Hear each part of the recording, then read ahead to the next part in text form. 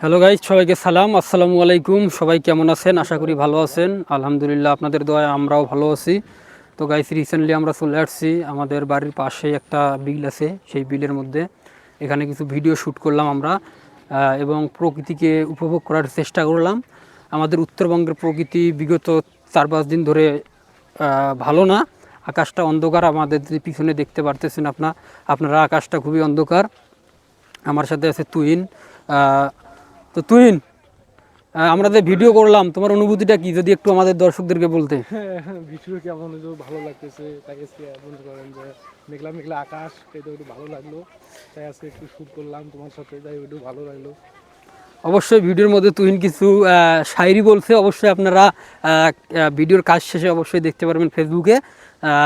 তো তুহিন, আমরা এখন বাড়িতে যাচ্ছি, তা ভিডিও করে তো ভালো লাগলো, তাই না? হ্যাঁ, তো আচ্ছা, আমাদের এদিকের আবহাওয়া সম্পর্কে যদি একটু আমাদের দর্শকদেরকে বলতে। কি বলবো, তো মেঘলা আকাশ, ওখানে তো আমার বলার কিছু নেই। হুম। ধানগুলো মানুষের দেখেন পেকে গিয়েছে, আমাদের নিচেইতে দেখেন দোলা জমি। যদি বিগত আর কয়েকদিন বৃষ্টি হয় তাহলে এই ধানগুলো তলিয়ে যাবে। ধানগুলো কিন্তু এখনও পাকেনি ঠিক মতো, এখনও রিসেন্টলি 60% ধান কাঁচা আছে মানুষের।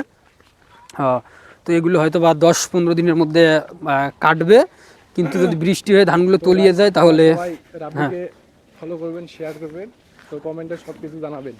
তো রাব্বির শুট এবং ভিডিও কেমন হয় সবাই বলে যাবে। এবং আগামীতে আপনারা কী ধরনের ভিডিও কাজ দেখতে চান আমাদের কাছ থেকে অবশ্যই কমেন্ট করে জানাবেন, আমরা সেই রকম কাজ করার চেষ্টা করব। তো তাই তো নাকি তুহিন? হ্যাঁ, ওইটাই। তো আপনাদের এলাকার কি খবর, আবহাওয়ার খবর কি এবং ধানের খবর কি, একটু কমেন্ট করে জানাবেন। এই পর্যন্ত সবাই ভালো থাকবেন।